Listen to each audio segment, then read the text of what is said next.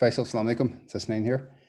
Can you see if you can try sharing Dua Kumail on your end? You should have access now to share. Faisal, Assalamu alaikum. Tasnain here.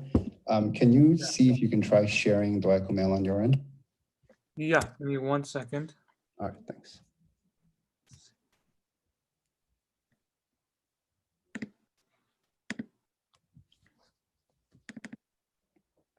Okay, can you see my screen? Or? Yes, we see it. Alhamdulillah. Okay, Good. perfect. Yep. All right, give me a second.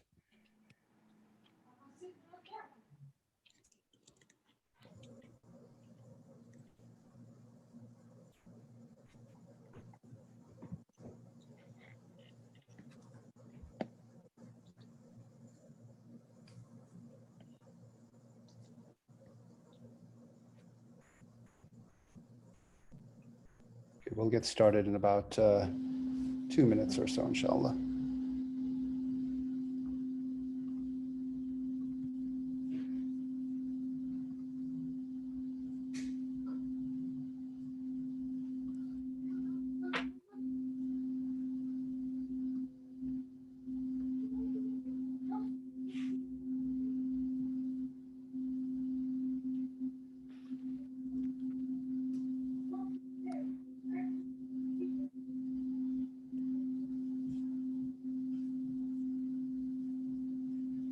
Okay, let's go ahead and get started. Bismillah ar-Rahman ar-Rahim. Assalamu alaikum, everybody. Condolences to all of you on the start of Muharram. May Allah and the Ahlul Bayt accept our azadari this month as much as we can on a virtual medium. So we do have our guest speaker from England, inshallah, Shaykh Mohammed Ali Muraj. He's already with us, inshallah. So we will welcome him. Our Dr. Ali will certainly introduce him right before Majlis, inshallah. So we'll get started with Dua Kumail. So Irfan Karmali, if you're ready, Bismillah. Dua Kumail. Allahumma salli ala Muhammadin wa ali Muhammad. Allahumma salli ala Muhammadin wa ali Muhammad. Bismillahir Rahmanir Rahim. اللهم إني أسألك برحمتك التي وسعت كل شيء وبقوتك التي قهرت بها كل شيء وخضع لها كل شيء وذل لها كل شيء وبجبروتك التي غلبت بها كل شيء وبعزتك التي لا يقوم لها شيء وبعظمتك التي ملأت كل شيء وبسلطانك الذي على كل شيء وبوجهك الباقي بعد فناء كل شيء وبأسمائك التي ملأت أركان كل شيء وبعلمك الذي أحاط بكل شيء وبنور وجهك الذي أضاء له كل شيء يا نور يا قدوس يا أول الأولين ويا آخر الآخرين اللهم اغفر لي الذنوب التي تحتك العصام اللهم اغفر لي الذنوب التي تنزل النقام اللهم اغفر لي الذنوب التي تغير النعم اغفر لي الذنوب التي تحبس الدعاء اللهم اغفر لي الذنوب التي تقطع الرجاء اللهم اغفر لي الذنوب التي تنزل البلاء اللهم اغفر لي كل ذنب أذنبته وكل خطيئة أخطأتها اللهم إني أتقرب إليك بذكرك وأستشفئ بك إلى نفسك وأسألك بجودك أن تدنيني من قربك وأن توزعني شكرك وأن تلهمني ذكرك اللهم إني أسألك سؤال خاطئ متذلل خاشع أن تسامحني وترحمني وتجعلني بكسمك راضيا قانعا وفي جميع الأحوال متواضعا اللهم واسألك سؤال من اشتدت فاكته وأنزل بك عند الشدائد حاجته وأظم فيما عندك رغبته. اللهم أظم سلطانك وعلى مكانك وخفي مكرك وظهر أمرك وغلب قهرك وجرت قدرتك ولا يمكن الفرار من حكومتك. اللهم لا أجد لذنوبي غافرا ولا لكبائه ساترا ولا لشيء من أملي الكبيه بالحسن مبدلا غيرك لا إله إلا أنت. سبحانك وبحمدك ظلمت نفسي وتجرأت بجهلي وسكنت إلى قديم ذكرك لي ومنك علي. اللهم مولاي كم من كبيه سترت وكم من فاده من البلاء أكلت وكم من إثار وقيت وكم من مكروه دفعت وكم من ثناء جميل لست أحلا له نشرت. اللهم أذم بلائي وأفرت بي سوء حالي وكسرت بي أعمالي وكأدت بي أغلالي وحبسني عن نفع بعد أملي وخدعتني الدنيا بغرورها ونفسي بجنايتها ومثالي. يا سيدي فأسألك بعزتك أن لا يحجب عنك دعائي سوء أملي وفعالي ولا تفضحني بخفي ما اطلعت عليه من سري ولا تؤاجلني بالعقوبة على ما عملته في خلواتي من سوء فعل وإساءة ودوام تفريطي وجهالتي وكثرة شهواتي وغفلتي وكن اللهم بعزتك لي في كل الأحوال رعوفا وعلي في جميع الأمور أتوفا. إلهي ورب من لغيرك أسأله كشف ذري والنذر في أمري. إلهي ومولاي أجريت علي حكما اتبعت فيه هوى نفسي ولم أحترس فيه من تزيين عدوي فغرني بما أحوى وأسأده على ذلك القضاء فتجاوزت بما جرى علي من ذلك بعد حدودك وخالفت بعض أوامرك فلك الحمد علي في جميع ذلك ولا حجة لي فيما جرى علي فيه قضاءك وألزمني حكمك وبلاءك وقد أتيتك يا إلهي بعد تقصيري وإسرافي على نفسي معتذرا نادما منكسرا مستقيلا مستغفرا منيبا مكرا مذئنا معترفا لا أجد مفرا مما كان مني ولا مفزعا أتوجه إليه في أمري غير قبولك عذري ودخولك إياي في سعتي من رحمتك. اللهم فاقبل عذري وارحم شدة ذري وفكني من شد وثاقي. يا رب ارحم ضعف بدني وركة جلدي ودكة عظمي. يا من بدأ خلقي وذكري وتربيتي وبري وتغذيتي حبني لابتداء كرمك وسالف برك بي.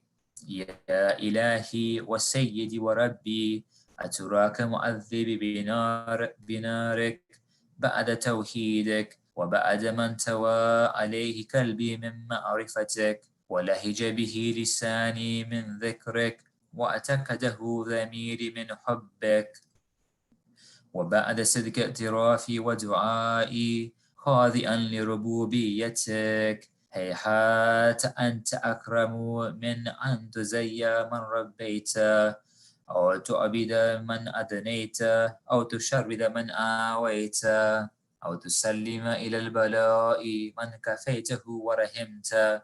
وليت شعري يا سيدي وإلهي ومولاي تسلط النار على وجوه خرت لعظمتك ساجدة وعلى ألسن نطقت بتوحيدك صادقة وبشكرك مادحة وعلى قلوب اعترفت بإلهيتك محققا، وعلى ضمائر حوت من العلم بك حتى صارت خاشعة، وعلى جوارها سعت إلى أوطان تعبدك طائرة وأشارت باستغفارك مذئنا ما هكذا الظن بك، ولا أخبرنا بفضلك عنك يا كريم. يا ربي وأنت تعلم ضعفي عن قليل من بلاء الدنيا وعقوباتها وما يجري فيها من المكاره على أهلها، على أن ذلك بلاء ومكروه قليل مكثوه يسير بكاؤه قصير مدته، فكيف احتمال لبلاء الآخرة وجليل وقوع المكاره فيها، وهو بلاء تطول مدته ويدوم مقامه ولا يخفف عن أهله، لأنه لا يكون إلا عن غضبك وانتقامك وسخطك، وهذا ما لا تقوم له السماوات والأرض. يا سيدي فكيف لي وأنا عبدك الضعيف الذليل الحقير المسكين المستكين. يا إلهي وربي وسيدي ومولاي، لأي الأمور إليك أشكو ولما منها أذج، وأبكي لأليم العذاب وشدته، أمنت للبلاء ومدته، فلئن سيرتني للعقوبات مع أعدائك وجمعت بيني وبين أهل بلائك وفرقت بيني وبين أحبائك وأوليائك، فحبني يا إلهي وسيدي ومولاي وربي. صبرت على عذابك فكيف أصبر على فراقك، وحبني صبرت على حر نارك فكيف أصبر عن النذر إلى كرامتك. أم كيف أسكن في النار ورجاء عفوك، فبعزتك يا سيدي ومولاي أقسم صادقا لئن تركتني ناتكا لأذجن إليك بين أهلها ضجيج الآمنين، ولأصرخن إليك صراخ المستصرخين، ولأبكين عليك بكاء الفاقدين، ولأنادينك أين كنت يا ولي المؤمنين، يا غاية آمال العارفين، يا غياث المستغيثين، يا حبيب قلوب الصادقين، ويا إله العالمين.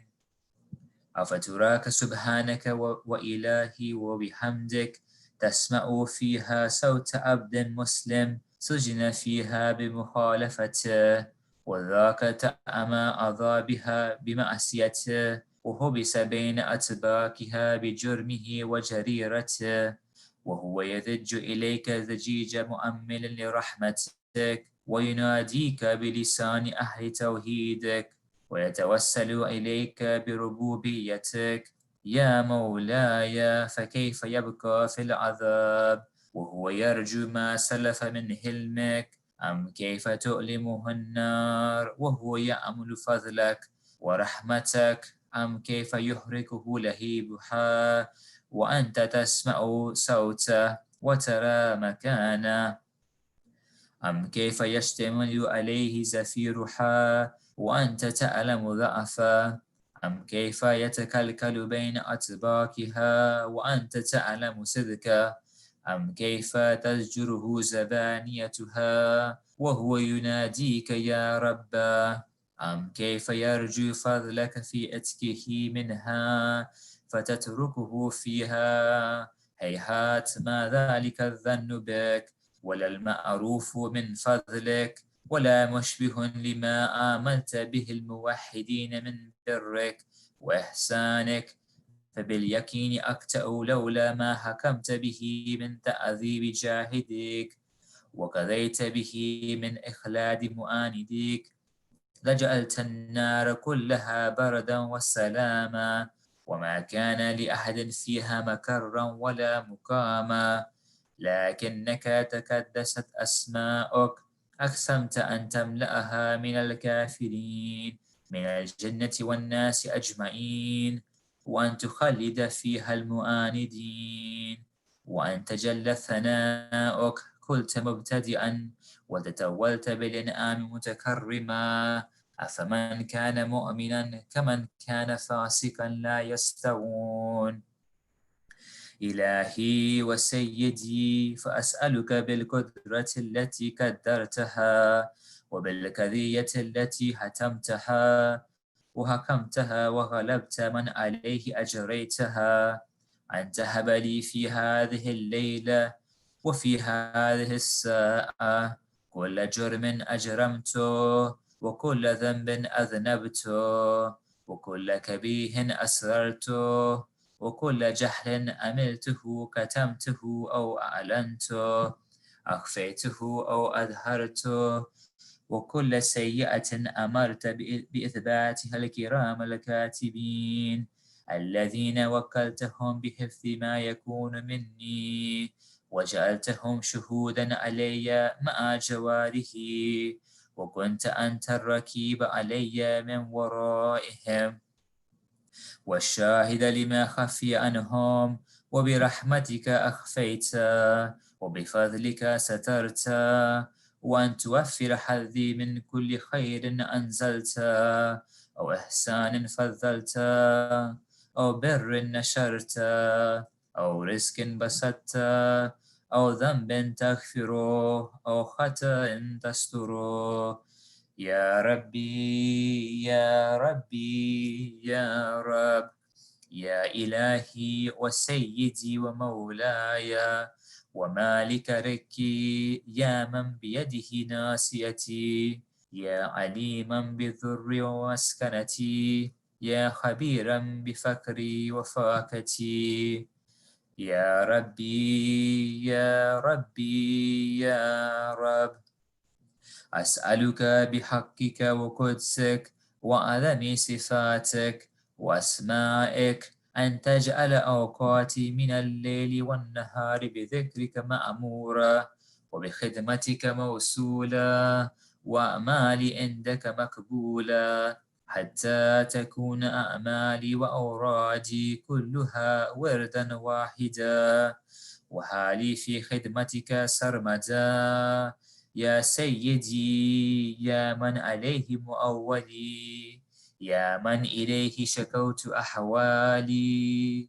يا ربي يا ربي يا رب قوي على خدمتك جواره واشتد على العزيمة جوانه وحبلي الجد في خشيتك والدوام في الاتصال بخدمتك حتى أسرها إليك في ميادين السابقين وأسري إليك في البارزين واشتاق إلى قربك في المشتاكين وأدنو منك دنو المخلصين وخافك مخافة الموقنين واجتمع في جوارك مع المؤمنين. اللهم ومن أرادني بسوء فأرد ومن كادني فكد واجعلني من أحسن عبيدك نسيبا عندك وأقربهم منزلة منك وأخسهم زلفة لديك فإنه لا ينال ذلك إلا بفضلك وجد لي بجودك وأعتف علي بمجدك واحفظني برحمتك واجعل لساني بذكرك لهجا وقلبي بحبك متيما ومن علي بحسن إجابتك وأكلني أثرتي واغفر زلتي فإنك قضيت على عبادك بإبادتك وأمرتهم بدعائك وضمنت لهم الإجابة فإليك يا ربي نسبت وجهي وإليك يا ربي مددت يدي فبعزتك استجب لدعائي وبلغني منايا ولا تقطع من فضلك رجائي واكفني شر الجن والإنس من أعدائي. يا سريع الرضا اغفر لمن لا يملك إلا الدعاء فإنك فعال لما تشاء يا من اسمه دواء وذكره شفاء وطاعته غنى ارحم من رأس ماله الرجاء وسلاحه البكاء يا سابغ النعم يا دافع النكم يا نور المستوحشين في الظلام يا عالما لا يعلم صل على محمد وآل محمد وافعل بما أنت أهله وصلى الله على رسوله والأئمة الميامين من آله وسلم تسليما كثيرا اللهم اللهم صل صل على محمد وعلى وآل محمد. الفاتحة.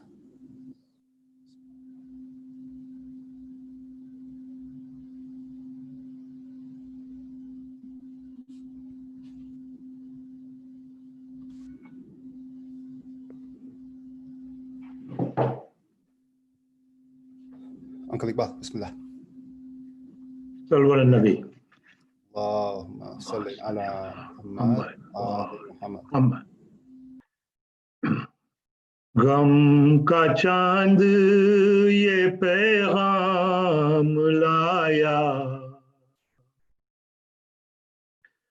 آ گیا ہے یہ ماہ محرم. غم کا چاند یہ پیغام لایا آ گیا ہے یہ ماہ محرم.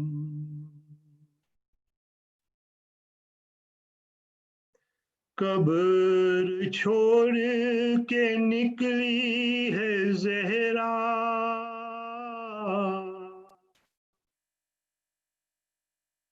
ان کا پھول فلا باغ اجلا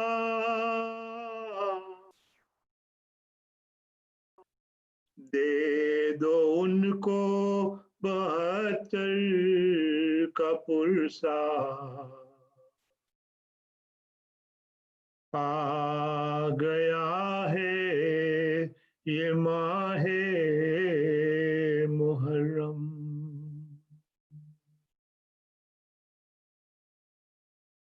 کیوں لحد میں ہے روتی سکینہ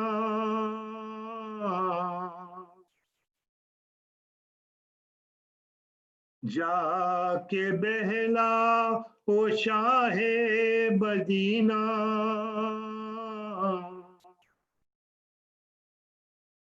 ہے یتیمی کا ان کا مہینہ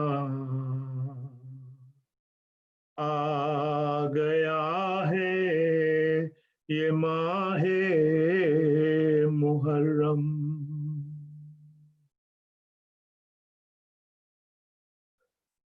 آج قبر پہ روتی ہے لیلا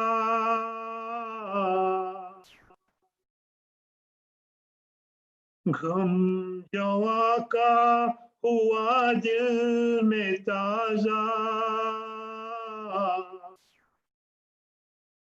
باندھا بیٹے کے سر پہ نہ صحرا آ گیا ہے یہ ماہ محرم.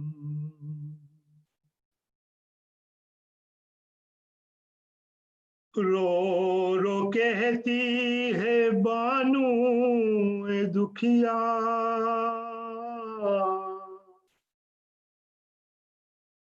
ہو گیا بن میں بے شیر بیٹا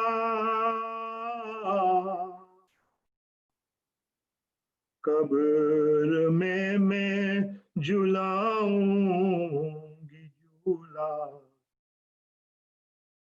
آ گیا ہے یہ ماہ محرم.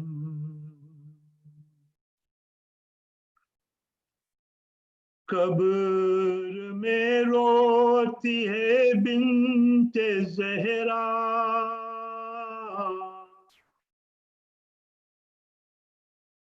लुट गई Karbala में मैं दुखिया,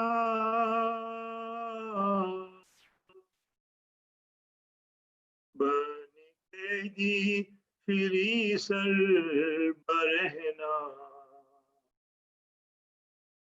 आ गया है ये माहे मुहर्रम।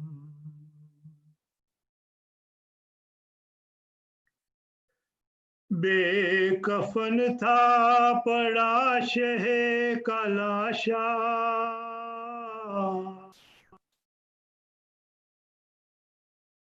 और कैदी हुआ सारा कुंबा,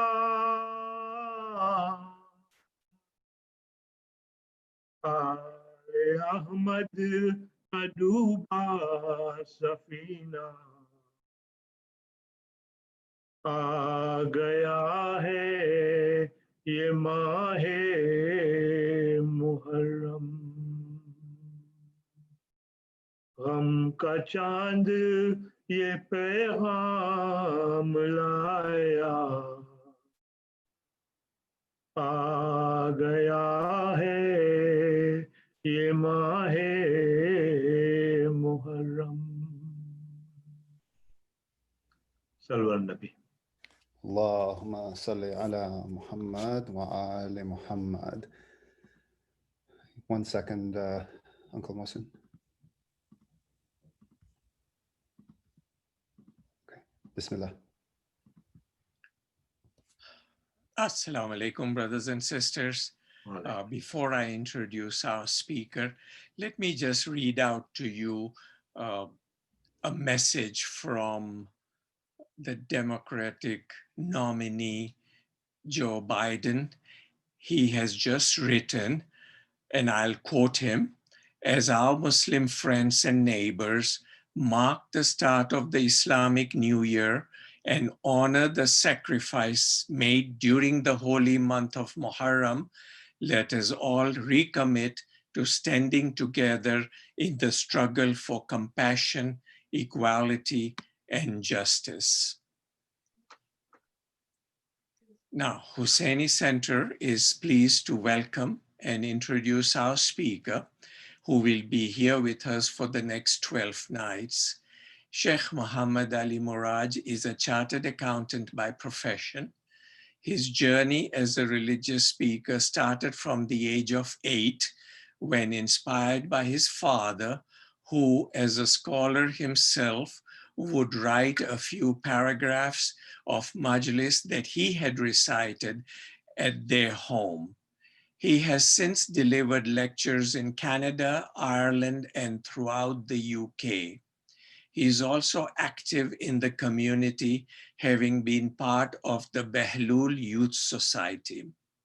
He has also served in the executive committee of Leicester Jamaat. He is currently pursuing his master's in Islamic Studies at the Islamic College for Advanced Studies in London. With a loud salawat, let us welcome Sheikh Muraj. Sheikh, you will get your cue from Brother Hasnain. Allahumma salli ala Muhammad wa ali Muhammad.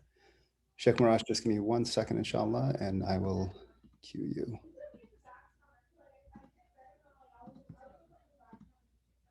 Okay. Brother Muhammad wa ali Muhammad, salawat. Allahumma salli ala Muhammad wa ali Muhammad. Bismillah, Sheikh. سورة المباركة الفاتحة.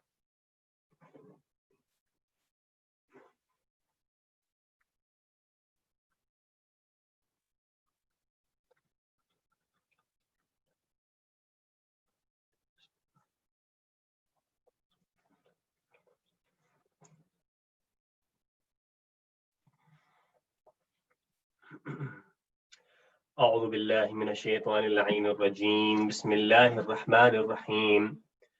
الحمد لله رب العالمين. الحمد لله الذي هدانا لهذا وما كنا لنهتدي لولا أن هدانا الله. لقد جاءت رسول ربنا بالحق. الصلاة والسلام على أشرف الأنبياء المرسلين خاتم النبيين سيدنا ونبينا ومولانا أبي القاسم المصطفى محمد وبآله الطيبين الطاهرين المعصومين المظلومين. وصل على صاحب الدعوة النبوية والصولة الحيدرية والعصمة الفاطمية والحلم الحسنية والشجاعة الحسينية والصبر السجادية وآثار الباقرية ومؤثر الصادقية وعلوم الكاظمية وحجج رضوية وجود التقوية والنقاوة النقوية والهيبة الأسكرية والغيبة الإلهية والقائمة بالحق. اللهم عجل لوليك الفرج. رب اشرح لي صدري ويسر لي أمري واحلل عقدة من لساني يفقه قولي. السلام عليك يا أبا عبد الله. السلام عليك يا ابن رسول الله. Salutations upon you, O Aba Abdullah. Salutations upon you, O grandson of the Messenger of Allah. Salutations upon you, O leader of all martyrs. غريب كربلاء شهيد كربلاء مظلوم كربلاء. Estranged on the land of Karbala, martyred on the land of Karbala, oppressed on the land of Karbala. أما بعد فقد قال الله تبارك وتعالى في كتاب الكريم ومحكم كتاب المجيد وقوله الحق. بسم الله الرحمن الرحيم. ولا تحسبن الذين قتلوا في سبيل الله أموات بل أحياء عند ربهم يرزقون. آمنا بالله وصدق الله العلي العظيم.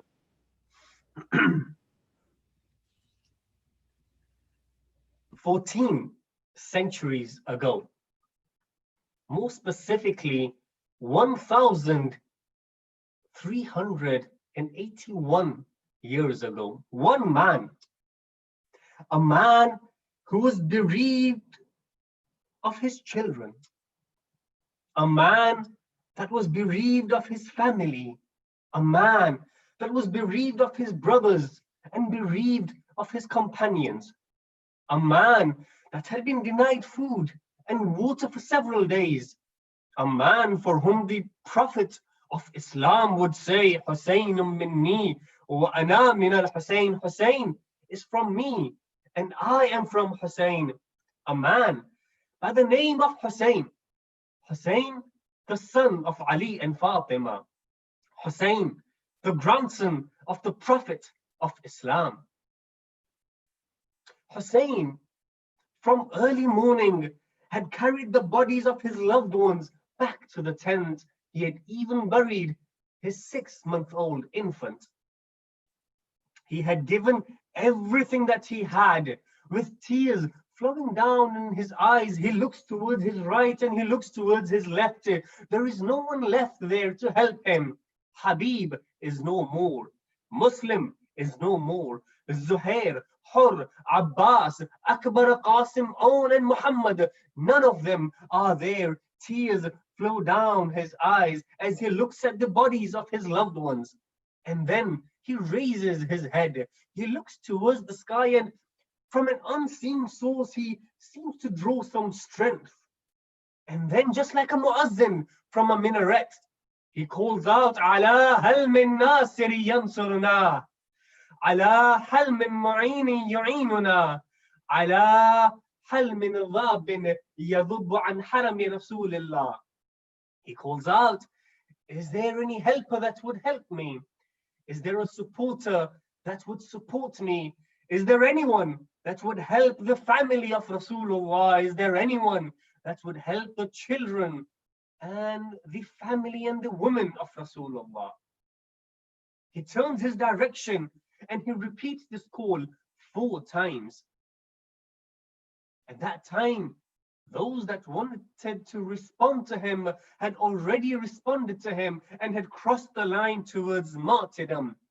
However, brothers and sisters, mourners of Abu Abdullah al-Hussein, if we look around us today, we see there are millions of people that respond to the call of Abu Abdullah with their slogan, Labbaik ya Hussein. If we take a look around today, we see there are millions of people that learn lessons from the tragedy of Karbala, again humming Labbaik ya Hussein. If we take a look around, we see there are millions around us that cry for Abu Abdullah al-Hussein with their motto being Labbaik ya Hussein. If we take a look around, there are millions around us that weep and shed tears and lament over the tragedy that befell upon Abu Abdullah al-Hussein, again with their chanting of Labbaik ya Hussein. The name of Imam Hussein alayhi salam is one that is not just in the hearts of thousands of individuals, but is in the hearts of millions of individuals, which is why there is no doubt that millions upon millions of people throughout the centuries flock towards the masajids, flock towards the Husayniyas, chanting Labbaik ya Hussein. No doubt there are millions of people throughout these generations flocking towards Karbala, flocking towards his shrine to pay respect, to pay their allegiance, again with their slogan of Labbaik ya Hussein. This global pandemic has converted millions of households into millions of Husayniyas and Imam Bargas, again with the slogan of Labbaik ya Hussein. Each with an ever-living slogan in their hearts, a motto that keeps the souls alive, a phrase that everyone chants and proclaims with the top of their voices of saying Labbaik ya Hussein. Brothers and sisters, mourners of Abu Abdullah al-Hussein, I'd like to invite you right now, sitting within your own Husayniyah, sitting within your own household, to also join me in chanting the motto, chanting the slogan of Labbaik ya Hussein. Let us now in unison and united proclaim our allegiance to Abu Abdullah al-Hussein and repeat 3 times with all of us together, our families and our children together, Labbaik ya Hussein, Labbaik ya Hussein, and for the final time, Labbaik ya Hussein. The remembrance of Abu Abdullah al-Hussein, SIIJLA Shuhada Imam Hussein alayhi salam, is a remembrance that has been alive 14 centuries ago. It's a remembrance that is alive at this current moment, and is a remembrance that shall remain alive until eternity. Mourners of Abu Abdullah, we have entered yet into another month of Muharram, another year where we will be commemorating the tragedy that befell upon the household of Fatima. Another year where we will be shedding tears over the son of Fatima. Another year where we will be lamenting over the tragedies and calamities that befell upon the family of Fatima. Imam Sajjad alayhi salam has been quoted to have said that never have I brought into my mind the suffering of the children of Fatima, the martyrdom of the children of Fatima, except that I have been choked due to it. On the advent of Muharram, I send my condolences to Lady Fatima. I send my condolences to the living Imam. I send my condolences to yourselves, and of course to the wider community, on the tragedy and the martyrdom of Abu Abdullah, his family and his companions. Given tonight is the first majlis in the series, inshallah, I would like to therefore dedicate this entire majlis for tonight to Imam Hussein alayhi salam. And therefore the topic of discussion that I have titled for tonight's discussion is titled The Husseini Revolution. And inshallah, in this discussion, we will discuss the reasons and the motives for this Husseini revolution. We will discuss the results and what came out of the Husseini revolution, and then towards the end we will present a conclusion on what this Husseini revolution means for us ourselves living at this point in time, wherever we are. And having said that, I would like to also take this opportunity to extend my gratitude to, of course, Allah subhanahu wa ta'ala, the Ahlul Bayt, but also the executive committee of the Shia Ithna Ashari Islamic Jamaat of Los Angeles, to have granted me with this opportunity, this honor and this privilege to be able to serve yourselves over the next few nights. And I pray to Allah subhanahu wa ta'ala to accept each and every one of our ibadats and accept each and every one of our azadari towards Imam Hussein alayhi salam and his family, inshallah. Of course, the environment in which we are commemorating the azab of Imam Hussein alayhi salam is one like not that many of us would have experienced previously. I, for one, personally haven't experienced like this, but alhamdulillah, whatever the circumstances are, we always remember Imam Hussein alayhi salam. Nevertheless, having said that, whilst I visit centers to speak, as you will all appreciate, a big proportion of the communication that happens is, of course, one that happens through the minbar, through the discussions, through the lectures, and through the majalis. However, another huge chunk of communication that happens during the nights of Muharram is outside of the majalis, is outside of the minbar, is outside of the majalis. And it is one that happens informally, through your tabarruk, through your chai. And these are the times where a lot of the communication does happen. So of course, we may not be able to do this today, but I would like to extend that if there is anything that you would like to be clarified, if there's anything you'd like to discuss upon informally, then Hasnain Bhai does have my contact details. Please feel free to send your questions to him, and we can kind of get those compiled and discuss it on a separate occasion, inshallah, or otherwise, please do feel free to reach out to me. And having said that, please recite aloud salawat before we continue with tonight's discussion. But Muhammad wa ali Muhammad, salawat. Allahumma salli ala Muhammad wa ala Muhammad. So brothers and sisters, now starting our discussion on the Husseini revolution. Human history may be regarded as a series of crisis and revolutions, crisis and revolutions, crisis and revolutions, with its most important chapters, with its most important stages being written by the blood of the martyrs. And therefore, to be able to discuss the Husseini revolution in the depth that it requires, we therefore first need to understand the crisis that engulfed the religion of Islam at that time, which needed a revolution such as the Husseini revolution. And of course, by doing so, we will also have to check whether that revolution was indeed a success, or whether it was something that is now lost within the pages and the archives of history. Let's start with the reasons and motives of why this Husseini revolution had to take place. The Holy Prophet sallallahu alaihi wasallam, who had brought about a prophetic revolution of his own with great hardship, had also introduced the concept of monotheism and the concept of Tawheed within the society. And he introduced a noble way of living within a society. However, all of this soon had the flame flickering. As we all know, it was only around 50 years after the demise of the Holy Prophet that Islam was now in danger of being annihilated by the likes of Yazid and Muawiyah. And therefore, one of the first reasons that scholars put forward when it comes to the motives and the reasons for the Husseini revolution is to save Islam from being annihilated. At the end of the day, monotheism, Tawheed, was made into a laughing stock. Prophethood was labeled a drama. Yazid himself has been quoted to have said that Banu Hashim have staged everything just to obtain the kingdom. There was no revelation from Allah and there was no news at all.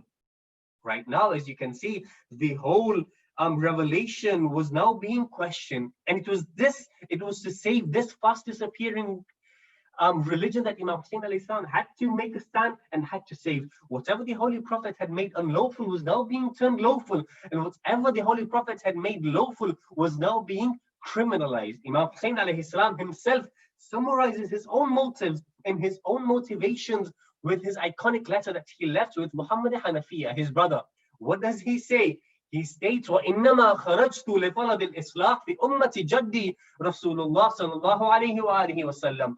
I, Hussein ibn Ali, have stood up in the form, not because of provocation, not because of innovation, not because to create discord and disunity within the ummah, but rather I have stood up for the salvation of my grandfather, Rasulullah sallallahu alayhi wa alihi wasallam, and so that I am able to enjoy good, encourage people to do good, and discourage them to do evil. Amr bil ma'ruf wa nahi anil munkar. And I wish to uphold the practices established by my grandfather Muhammad and my father Ali bin Abi Talib. And therefore, by leaving Karbala and mounting this revolution, Imam Hussein alayhi salam wanted to save this fast disappearing religion before it was annihilated. This was the first of the reasons that scholars put forward of the Husseini revolution. The second reason that the scholars put forward when it comes to the Husseini revolution is Yazid himself. Yazid was an open sinner. It's not only that, Yazid was an individual who demanded allegiance from none other than Hussein alayhi salam openly. Mas'udi is an Arab historian, and he describes Yazid himself. And with respects to Yazid, he says that Yazid was a pleasure-seeking individual. Yazid would keep beasts of prey within himself, around himself. He would have dogs with him, he would have monkeys with him, he would have panthers with him. And Yazid loved to organize wine-drinking parties. And Mas'udi, the historian himself, states that at one occasion, when Yazid had organized such a party, he turns towards his cupbearer whilst Ubaidullah ibn Ziyad is sitting right next to him. And this is after the martyrdom of Aba Abdullah. He turns to the cupbearer of the wine and he recites the following couplets. He says, "O cupbearer, give me a glass of wine, a wine that would satiate my bones, and give one to Ibn Ziyad, who is my confidant, who has strengthened my foundation and strengthened my seat of caliphate." Yazid, referring to Ibn Ziyad as his confidant, as an individual who has strengthened his seat of caliphate, is indirectly saying it is because of Imam Hussein alayhi salam that now Imam Hussein alayhi salam is no longer with him. His own rule within the Islamic Empire is now strengthened. Mas'udi continues and he compares Yazid to Fir'aun. He says, Yazid was like the Fir'aun of the Muslim Empire. Yazid was like the Fir'aun of our time. And then he stops. He says, no, actually, at least Fir'aun was better. For Fir'aun was at least just towards his people. He continues, he adds, the injustice and the impiety of Yazid had penetrated within every single individual within the Ummah. All of the favorites and all of the subjects of Yazid would commit sins openly, whether it is drinking wine, whether it is music. Music and wine gatherings had become common within the holy cities of Makkah al-Mukarramah and Madinat al-Munawwara. And people would now be committing these sins openly. And therefore, when Yazid assumed his apparent khilafat over the Islamic Empire after the death of his father Muawiyah, one of the first things that Yazid does is he sends a letter to Walid, who is the governor in Medina.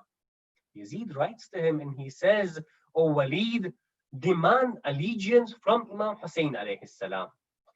So now, when Imam Hussein alayhi salam is called at the court of the governor, he himself describes who Yazid is. He says, "O Walid, Yazid is a drunkard individual. We are from the household of the Ahlul Bayt. Yazid is an individual who kills people with no reason." And then Imam Hussein alayhi salam majestically says his everlasting words, which majestically put his revolution into motion. What does he say? He says, "O Walid, a man like me does not pay allegiance to a man like Yazid."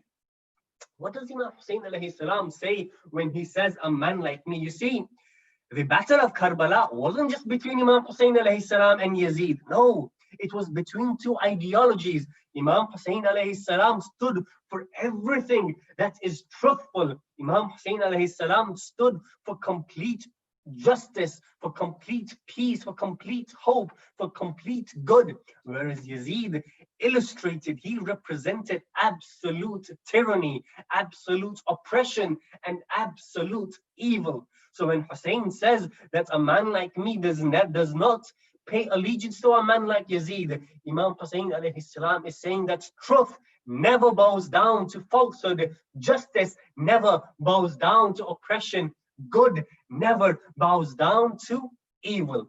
And so this was the second reason that the scholars put forward when it comes to the motives and the reasons for Abu Abdullah al-Hussein's revolution. Now, the third reason that scholars point towards when it comes to the revolution of Imam Hussein alayhi salam is that the society at that time needed to be reverberated. If you imagine the time where everyone, it had only been 50 years since the demise of the Prophet, and even cities like Makkah al-Mukarramah, Madinat al-Munawwara, there were things being criminalized and being made unlawful, which were lawful, and lawful things which were being made unlawful. People had gone astray. They had accepted corrupt rulers such as Muawiyah, such as Yazid, into the pulpits of the Holy Prophet of Islam. And they had now gone to a virtual sleep. So Imam Hussein alayhi salam had to do something that would shake the core of the society, that would reverberate the fabric of the society, that would shake them so much that they would stay awake, and they would awake from this deep sleep that had affected them because of this ignorance. And therefore, these are the three reasons that scholars put forward when it comes to the Husseini revolution, which is, of course, to save Islam from being annihilated. Yazid demanding open allegiance, who himself was an open sinner. Of course, the third one, reverberating the society and shaking it to the core. Let's move on to the sacrifice of the Husseini revolution. Historically, of course, by the books, we know that on the 10th day of Muharram, the day of Ashura, Imam Hussein alayhi salam with his small band of companions and family members were completely massacred. They were annihilated and murdered with the army of Yazid. At that time, all of his properties were plundered, and his family and children were made captive and paraded in a humiliating display around city by city. However, this tragedy within the books of history was soon to be known as the tragedy of Karbala, and its admirers since multiplied throughout the four corners of the globe, encompassing followers of different backgrounds, different races, and different cultures. The day that Imam Hussein alayhi salam was martyred, the day that Imam Hussein alayhi salam was killed, was actually the day that he was reborn for the revolution that he had now let loose. That revolution let loose an everlasting cry for righteousness, which has now been instilled within the hearts of the Muslims and the believers and non-believers alike throughout humanity for the past 14 centuries. However, now the important question that arises is, what were the results from the revolution of Imam Hussein alayhi salam? Did this revolution succeed, or did this revolution fail and is now within the archives of the history? Of course, when we discuss about the result and we discuss about the success or the failure of this revolution, we need to make sure that Imam Hussein alayhi salam is hujjat of Allah subhanahu wa ta'ala. He is the proof of Allah subhanahu wa ta'ala, and Yazid is his challenger. Imam Hussein alayhi salam stands for truth and Yazid for falsehood. And therefore, this was a battle between truth and falsehood. And so the normal interpretations of winning and defeat, the normal interpretations and definitions of the victor and the vanquished, do not hold true here. We need to go a little bit deeper, and we need to go a little bit further than that to understand exactly who won and who lost in the revolution of Imam Hussein alayhi salam. And to do that, allow me to start with the incidents that has been quoted by Imam Ja'far as-Sadiq salawatullahi wa salamuhu alayhi. Allahumma salli ala Muhammad wa ali Muhammad. Imam Ja'far as-Sadiq salawatullahi wa salamuhu alayhi narrates that when Imam Ali bin Hussein, Imam Zain al-Abidin, Imam Sajjad, enters into the city of Medina, and according to a different narration, enters into the city of Syria, a person by the name of Ibrahim ibn Talha, he approaches him and he looks at Imam and he says, "Oh Ali bin Hussein, tell me who won at the Battle of Karbala? Who was the victor and who was the vanquished?" Imam, now before I continue with the answer of Imam Ali bin Hussein, let me remind you who Ibrahim ibn Talha is. Ibrahim ibn Talha is the son of Talha bin Ubaidullah. Talha was the individual that fought Imam Ali alayhi salam in the Battle of Jamal and was subsequently killed. And therefore, Ibrahim, the son of Talha, was a Muawiyite. He was one of the followers of Muawiyah. So when he sees Imam Zain al-Abidin in the state that he is after the martyrdom of Abu Abdullah, he now taunts Imam Zain al-Abidin. He now says it with a malicious intent of his heart. He says, "Oh Ali, now tell me, who is it that won and who is it that lost at the Battle of Karbala?" So Imam Zain al-Abidin at that time, fully maintaining his composure, responds to Ibrahim ibn Talha. He says, "Oh Ibrahim, when the time of Salah comes, go and do adhan, go and recite iqamah, go and recite the call to prayers, and then you will find out who exactly it is that has won and who exactly it is that has lost this Battle of Karbala." When the Imam says, "Go and look at the prayers," what does he mean? He means that Yazid had gone out to destroy and annihilate Islam. Yazid had gone out to destroy monotheism and prophethood to its core, and he was trying to do that by shaking the fabric of Islam. However, with every call to prayers, with every adhan, the call of Tawheed, the invitation to Tawheed, and the invitation to the proclamation of the prophethood is always there, reverberating in the daily adhan and in the daily iqamah. So by this method, Imam Zain al-Abidin is telling Ibrahim that Ibrahim, no doubt, for as long as namaz stands, for as long as the name of Allah and the Prophet stands, Hussein alayhi salam has won and Yazid has been vanquished. This was one of the first results that we can see from the Battle of Karbala, that Islam, the flame that was flickering, is of course still flickering till today. The second reason that we can see from the results of Karbala is unveiling the Umayyads' un-Islamic character. You see, what happened is regarding the murder of Imam Hussein alayhi salam. Now, regardless of whether the people believed Imam Hussein alayhi salam to be the Imam at the time, the Khalifa at the time, or regardless of that, people still had reverence for him. They still respected him. They still had respect for his family. For indeed, he was the grandson of the Holy Prophet, the Prophet that they believed and that they brought Iman to.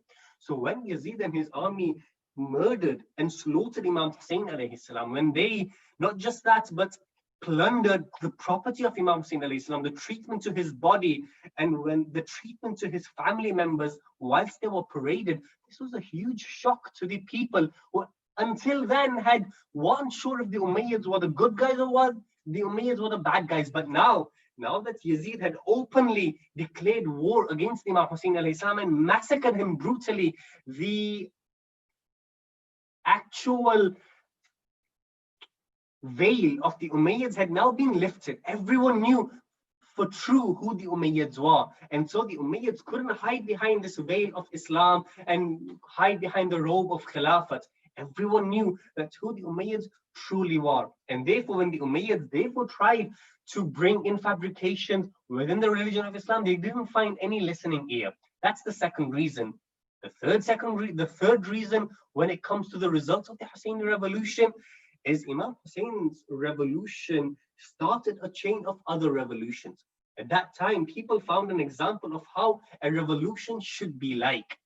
And therefore, the people started revolting against the Umayyads of the time. For example, one of the first revolution that happened was led by Sulaiman bin Surad al-Khuzai, known as the Tawwabin movement against the Umayyads. After that, there was a revolution within Medina who wanted to do away with the Umayyad rulers at that time. The third revolution, of course, we all know of Mukhtar al-Thaqafi, who selectively went out against the perpetrators and those behind the campaign of Karbala and selectively went and hunted them. And he threw a huge blow to the rulership of the Umayyads in the heart of Kufa. And after Mukhtar, there were plenty of small other revolutions that inevitably caused the whole Umayyad regime, the whole Umayyad dynasty to fall apart. And it was all because of this slogan that the people would use, which was revenge for the blood of Hussein, vengeance for the blood of Abu Abdullah al-Hussein. At the end of the day, Imam Ja'far al-Sadiq says that even when Imam al-Mahdi Ajjallahu ta'ala farajahu sharif makes his reappearance public, the Ashab and the Ansar, their slogan will also be Ya Litharat al-Hussein, vengeance for Imam Hussein alayhi salam. And now we've just discussed the three reasons for Imam Hussein alayhi salam's uprising and the three results from his uprising. But now an important question comes to mind, one that I must ask myself and invite you to also reflect upon that question. And the question is, so what? Now, what does the Husseini revolution mean to me in this day and age, living in California, living in Los Angeles, living in the UK, living in Leicester? What does the revolution of Abu Abdullah mean for me? Allah subhanahu wa ta'ala states in Surah Al Imran, chapter number 3, verse number 169, the verse that I had the honor and pleasure to recite before you. Allah subhanahu wa ta'ala states, وَلَا تَحْسَبَنَّ الَّذِينَ قُتِلُوا فِي سَبِيلِ اللَّهِ أَمْوَاتٍ. Do not think of those individuals that have been killed or slain in the way of Allah subhanahu wa ta'ala as dead. No, بَلْ أَحْيَاءٌ عِنْدَ رَبِّهِمْ يُرْزَقُونَ. No, they are alive and they are receiving sustenance. They're receiving rizq from Allah subhanahu wa ta'ala. A famous Danish philosopher by the name of Søren Kierkegaard, he states that when a ruler dies, his rule ends, but when a martyr dies, his rule begins. Similarly, Imam Hussein alayhi salam is not just truly well and truly alive, but the Husseini revolution, which he had set in motion 14 centuries ago, is well and truly alive as his legacy. And we are now his trust. We are now responsible for that revolution. Now, how does this revolution affect us? This question still remains one that I invite you to reflect upon. Let's look at the primary objective of the revolution of Imam Hussein alayhi salam. Imam Hussein alayhi salam's primary objective was Amr bil Ma'ruf and Nahi anil Munkar. His primary objective was to encourage people to do good. It was to discourage people to do bad. And therefore, one of the things that we can make an objective of our own internal revolution is to follow the footsteps of Abu Abdullah al-Hussein and to encourage people to do good, discourage them to do evil. For example, this of course starts with your own soul, with my own soul, and then it extends to my family, and then it extends to the wider community. And you see, when we come to the Azaa of Imam Hussein alayhi salam, mere indulgence in ceremonial rituals, this itself is a blow to our own wisdom if we are not able to put into practice what Imam Hussein alayhi salam had envisioned when he started his own revolution 14 centuries ago. And therefore, to now bring this discussion into a conclusion, I would like to start off with the quote that I started at the beginning of this discussion. Imam Hussein alayhi salam looks towards his left, looks towards his right. He calls out, "Ala hal min nasir yansurna, ala hal min mu'inin yu'inuna." Is there anyone that would help me? Is there anyone that would support me? Those that wanted to support Imam Hussein alayhi salam had already crossed the line and supported him and laid down and displayed their valor and courage. this call of Imam Hussein alayhi salam, who was he expecting a response from? Surely he wasn't expecting a response from those that had already crossed their lines. Imam Hussein alayhi salam was saying this call for me and yourself. Imam Hussein alayhi salam, Imam Aba Abdullah's call is a call of action for me and you. It is a call for action for us to stand for the values that he stood for, which is for equality, which is for justice, which is for truth, which is for peace, and which is for hope. And Imam Hussein alayhi salam's call is for us to stand against the traits that Yazid stood for, which is of course falsehood, oppression, tyranny, and injustice. And therefore I'd like to leave with you a beautiful quote by Dr. Ali Shariati. Dr. Ali Shariati states that if from among the men there was one to make a stand like Hussein, and if among the women there was if the woman were to make a stand like Zainab, Yazidiyat would be utterly and truly vanquished. And therefore the question that I ask myself and invite yourselves to ponder upon is, how am I going to respond to the call of Aba Abdullah al-Hussein? Salawat ala Muhammad wa ali Muhammad. Allahumma salli ala Muhammad wa ali Muhammad. Brothers and sisters, mourners of Aba Abdullah al-Hussein, Imam Hussein alayhi salam would be the greatest tragedy that befell upon the whole of humanity. Brothers and sisters, mourners of Aba Abdullah al-Hussein, the main theme of this month of Muharram is to cry over Aba Abdullah al-Hussein. The main theme of this month is to commemorate over the tragedy that befell upon Aba Abdullah al-Hussein. The main theme of this month is to weep and shed tears for Aba Abdullah al-Hussein.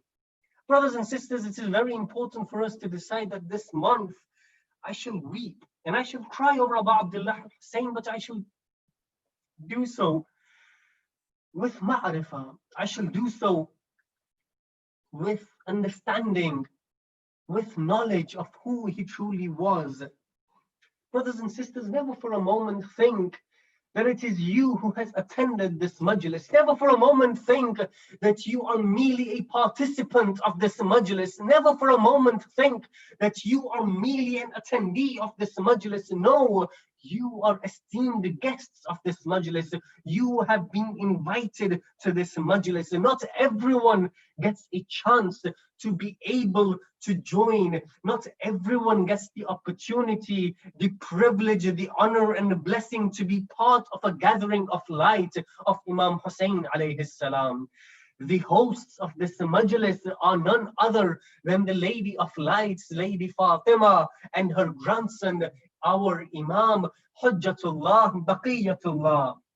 Brothers and sisters, on a night like this, yesterday we would have gone out looking for the crescent, we would have gone out looking for the hilal, looking for the moon. However, brothers and sisters, mourners of Aba Abdullah al-Hussein, at the time of our Imams, people wouldn't have to go towards the skies looking for the hilal, looking for the crescent, looking for the moon. All they would have to do is look at the face of our Imams, look at the face of our A'imma, for the colors of their faces would change, smile would disappear from them. We ask, where is Hujjatullah? Where is Baqiyatullah? Oh Imam, where are you? We wish to hear the lamentations from your mouth. Brothers and sisters, our eighth holy Imam, Imam Ali bin Musa al-Rida, would state, with the advent of Muharram, my father Imam Qadim alayhi salam would never be seen laughing. Gloom and sadness would overcome him for the first 10 days of the month. And when the 10th day of the month would dawn, it would be a day of tragedy, it would be a day of lamentation, it would be a day of weeping for him.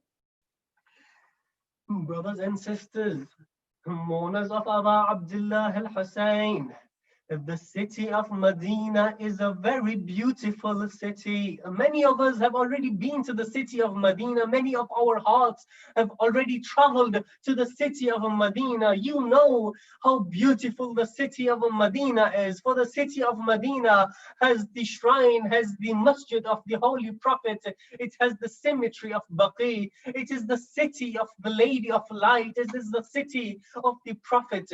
You know that one of the hardest of tribulations, the hardest of tests that anyone can be tested with is to leave the beautiful city of Medina. How can one leave the city of the Prophet? How can one leave the city where you can smell the fragrance of Jannatul Baqi? None of the Ahlul Bayt, none of the Imma left the city of Medina out of their own choice, out of their own will. There was always an unspoken conspiracy. There was always a hidden tragedy.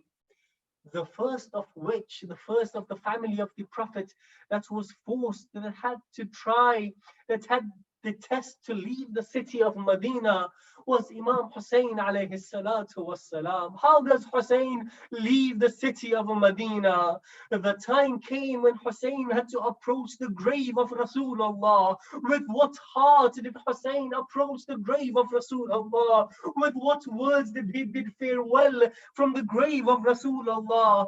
History has narrated a final few words that Imam Hussein alayhi salam conversed at the grave of Rasulullah. Imam al-Hussein, he calls out, Assalamu alayka ya Rasulullah. Peace be upon you, O Messenger of Allah. Imam al-Hussein says something that breaks the veins of the heart. It shatters the heart. Aba Abdullah states, he says, O Prophet of Allah, do you recognize me? This is Hussein, your grandson. O Rasulullah, this is Hussein, the beloved of your beloved. O Prophet of Allah, do you recognize me? I am your grandson. I am the heir that you had left with the ummah of yours.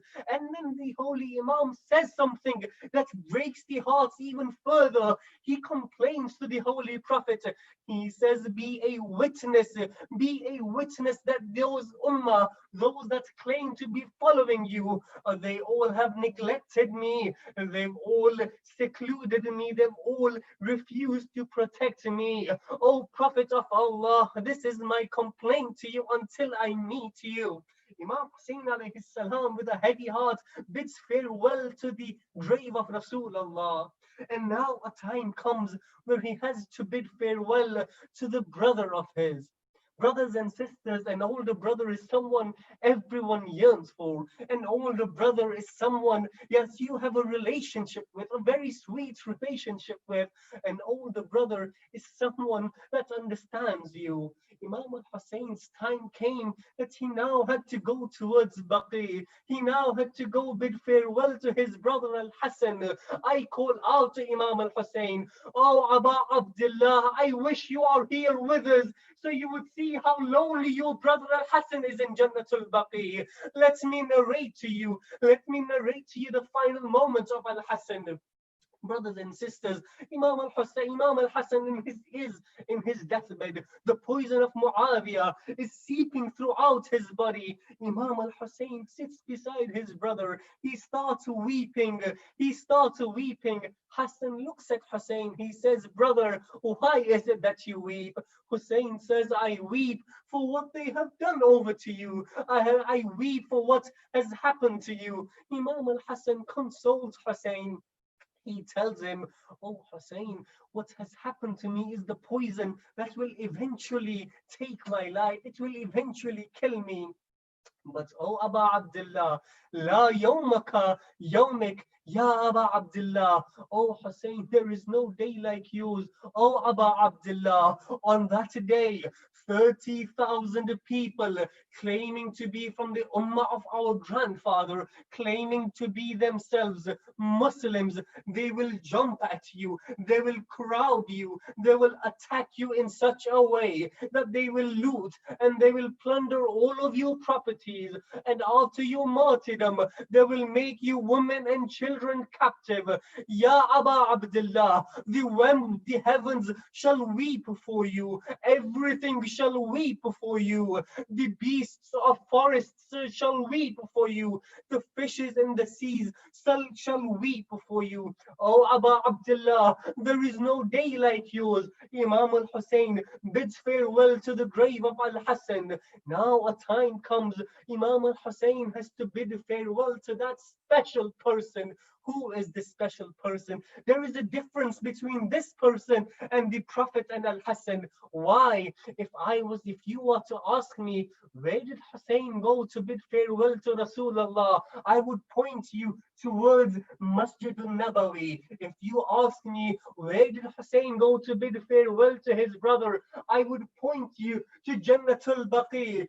But if you were to ask me, where did Hussein go to bid farewell to his mother, what shall I say? I say, go ask your Imam, O Hujjatullah, O Baqiyatullah, where is the hidden grave of Fatima Zahra?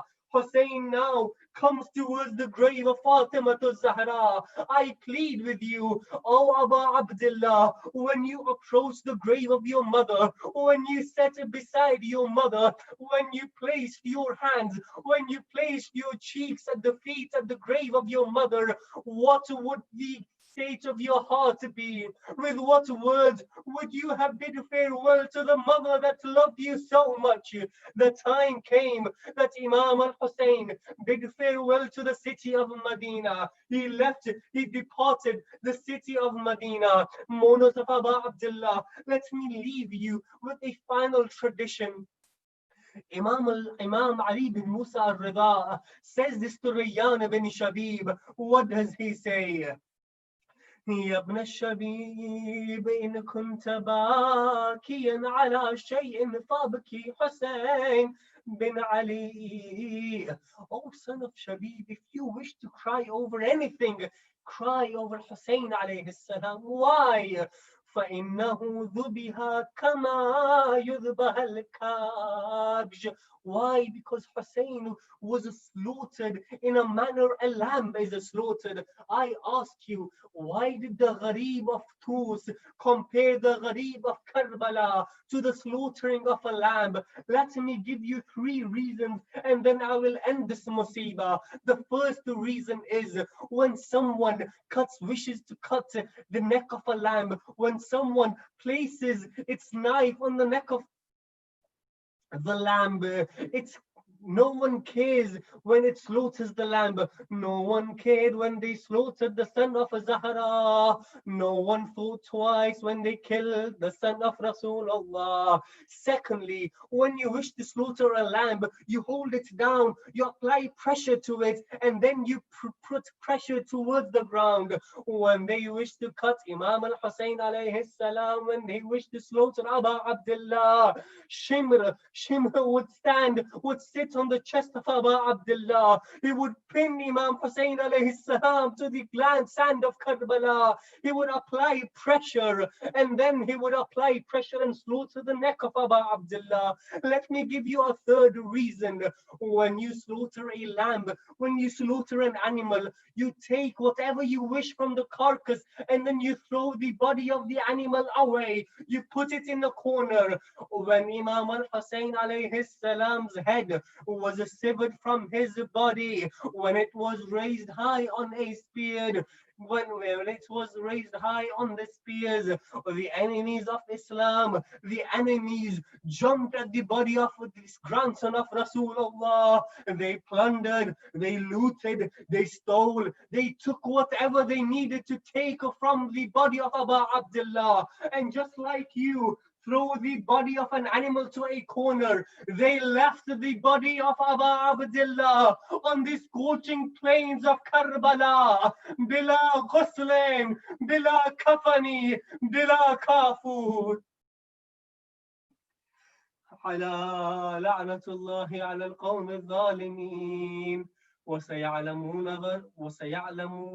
غنم أي منقلب ينقلبون إنا لله وإنا إليه راجعون.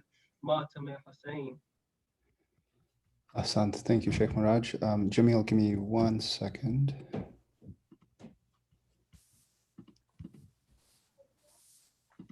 Bismillah, Jamil. Ya Hussein, Hussein, Ya Hussein, Ya Hussein, Hussein. Ya Hussein, Ya Ya Hussein, Hussein, Ya Ya Hussein, Hussein. Ya Hussein. जा रहा हूँ Karbala ए नाना जा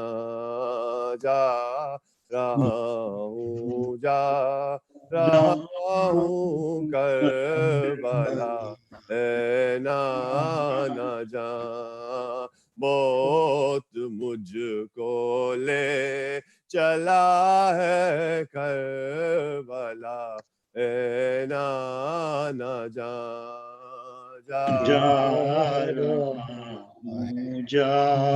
रहा हूँ Karbala ए छोड़ के अपना वतन होता हूँ अब मैं बेवतन अम्मा ज़हरा का उजरता देखता हूँ मैं चमन जाता हूँ बच्चों को लेकर करबला नाना जान जा रहा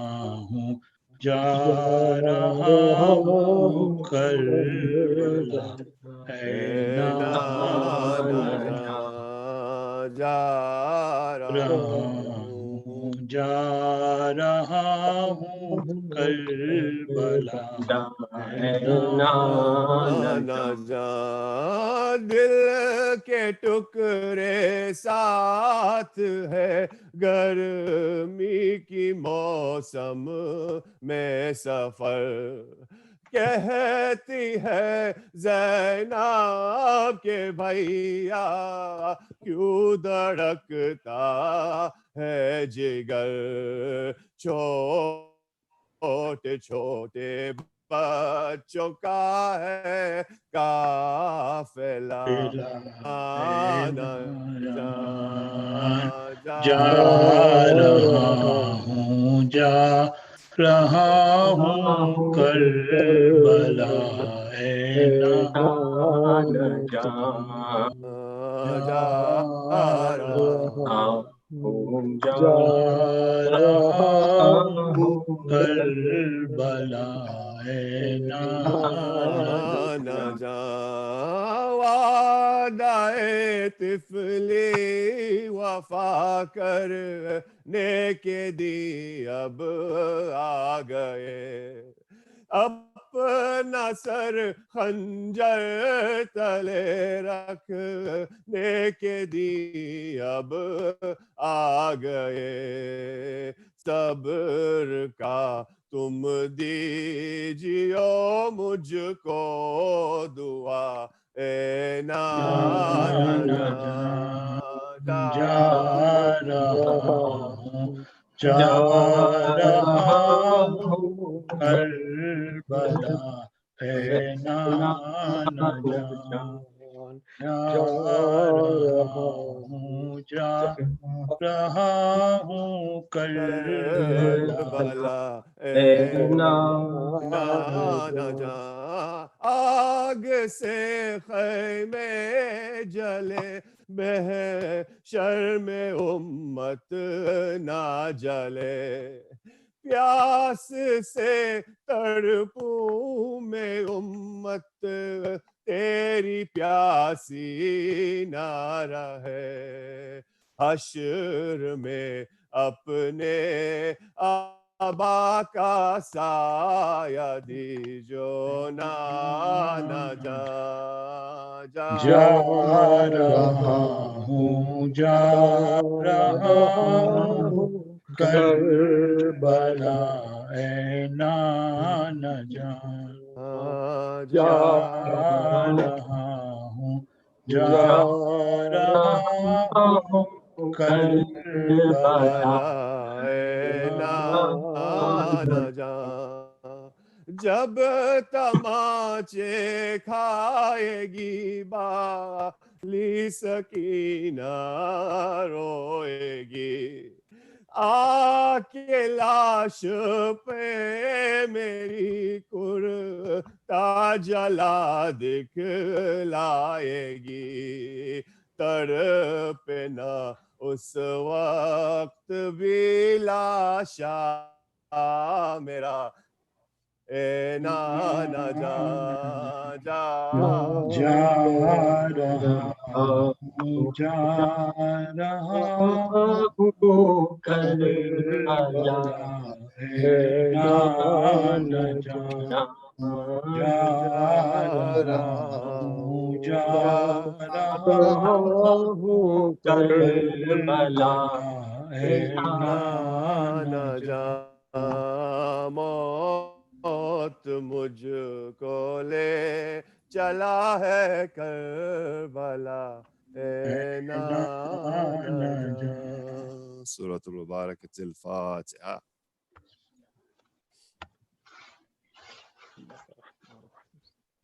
الحمد لله رب العالمين الرحمن الرحيم مالك يوم الدين إياك نعبد وإياك نستعين اهدنا الصراط المستقيم Sound good. All right. So that concludes our program for tonight, inshallah. Let's recite one more time Surah Al-Mubarak al-Fatiha and also 5 times Aman Yujibu for those who are sick in our family and around the world, inshallah. Bismillahir Rahmanir Rahim. Amma yujibu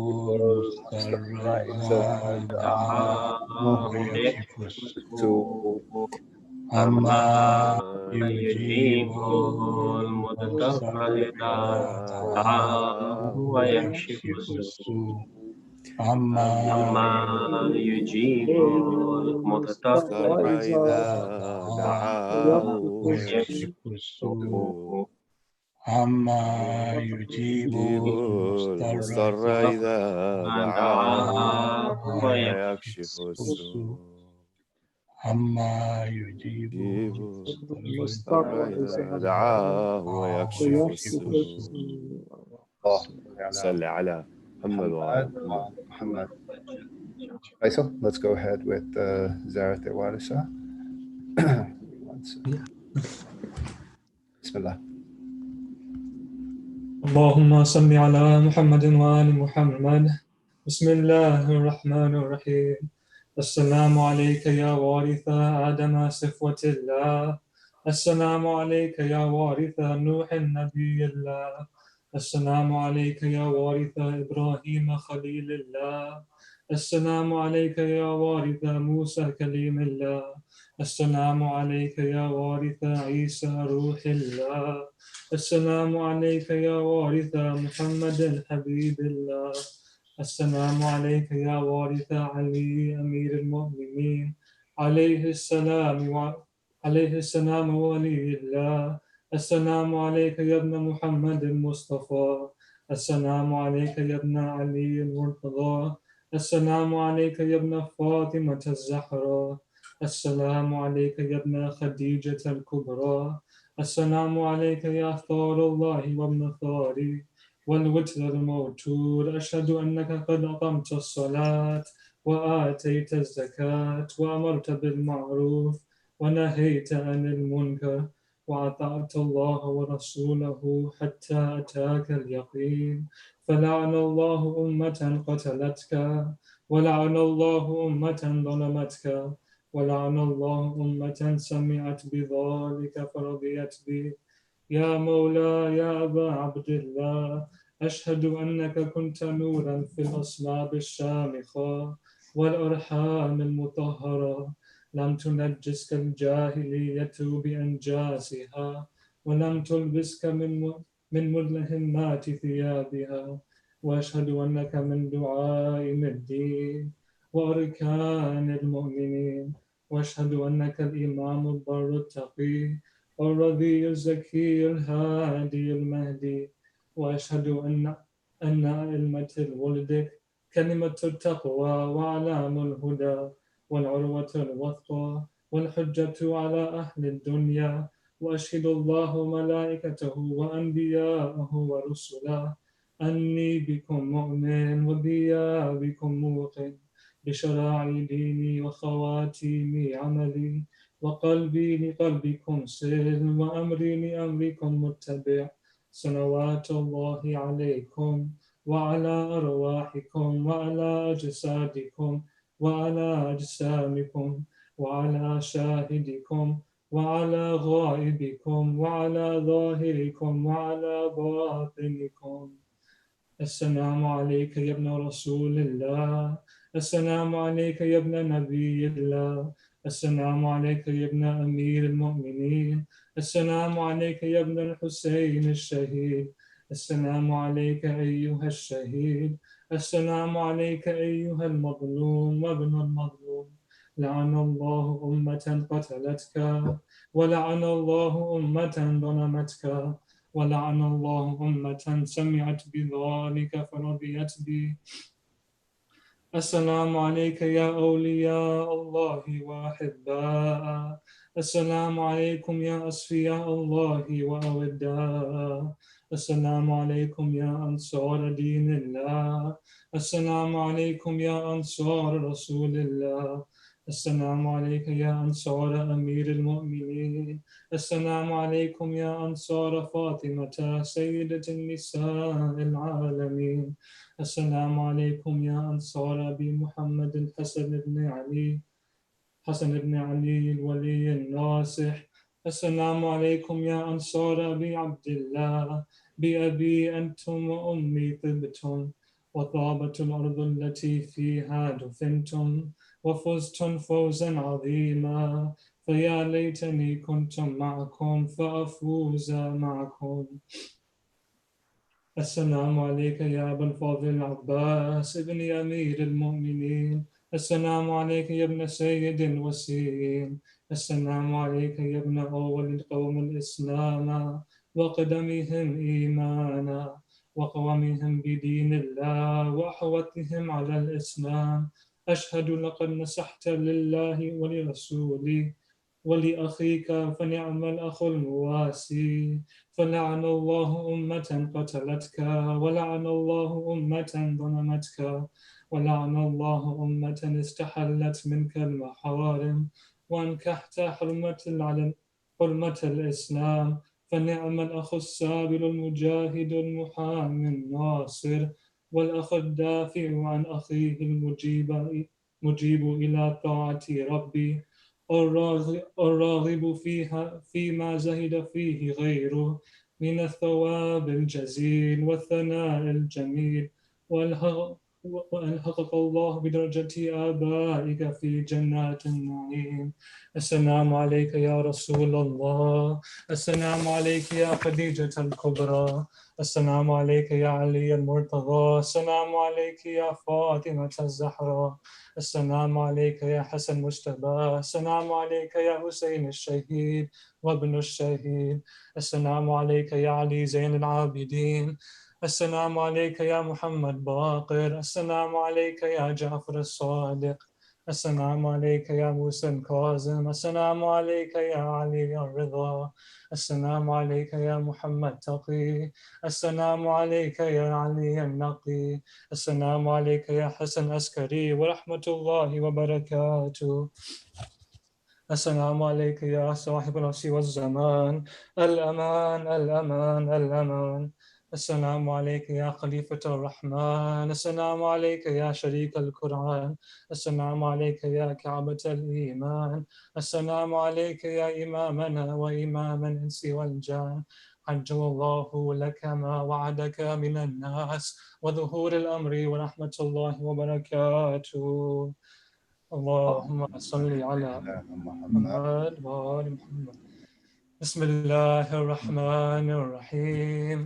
اللهم كن لوليك الحجة بن الحسن صلواتك عليه وعلى آبائه في في هذه الساعة وفي كل ساعة وليا وحافظا وقائدا وناصرا ودليلا وعينا حتى تسكنه أرزك توعا وتمتعه فيها طويلا برحمتك يا أرحم الراحمين.